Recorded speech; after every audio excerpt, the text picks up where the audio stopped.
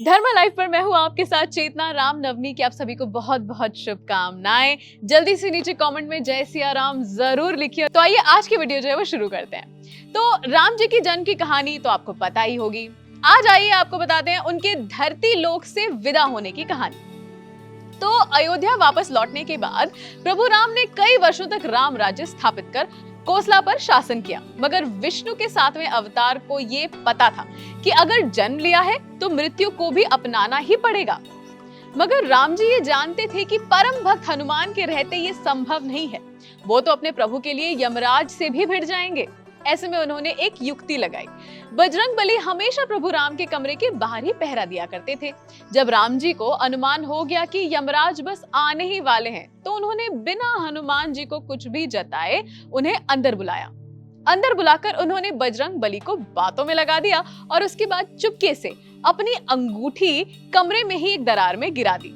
हनुमान जी का ध्यान इस समस्या की ओर खींचकर उन्होंने कहा, जाइए जरा मेरी ये अंगूठी वापस तो ले आइए।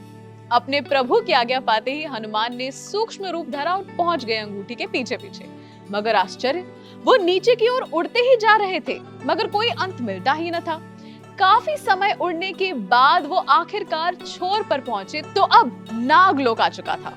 नागलोक के देव वासुकी ने उनसे आने का प्रयोजन पूछा तो हनुमान ने उन्हें बताया, मेरे प्रभु की अंगूठी यहाँ गिरी थी, वही लेने आया हूँ। वासुकी मुस्कुराए और उनको एक विशाल कक्ष में ले गए। इस कक्ष में सोने की अंगूठियों का अंबार लगा था। इस अंबार को देखकर हनुमान चौंक गए। वासुकी ने कहा, अभी भी नहीं समझे पवन पुत्र? ये सारी अंगूठियां श्री राम की हैं। इस पूरे लोक में काल का चक्र जब जब बदलता है और जब जब राम का आगमन होता है, उनके साथ आप आते हैं। और आपका राम जी के मनुष्य रूप से मोह हटाने के लिए हर बार राम यहाँ अपनी अंगूठी फेंक देते हैं। जितनी बार उनका जन्म हुआ उतनी बार ये अंगूठियां यहाँ आई। हर जन्म में वो आपसे ऐसे ही मिले और ऐसे ही एक दिन उन्होंने अपने मनुष्य रूप को त्याग दिया। ये संसार का काल चक्र है जहाँ जन्म और मृत्यु से श्री राम भी अछूते नहीं हैं। इस सत्य को समझिए और अब प्रभु राम को जाने दीजिए। ये सुनकर निराश हनुमान अपने प्रभु राम की ओर तेजी से लौट चले।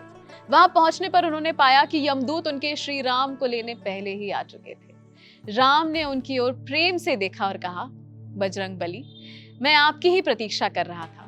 हमारा मिलन अभी के लिए तो इतना ही है, मगर मेरा मिलन आपसे होता रहेगा।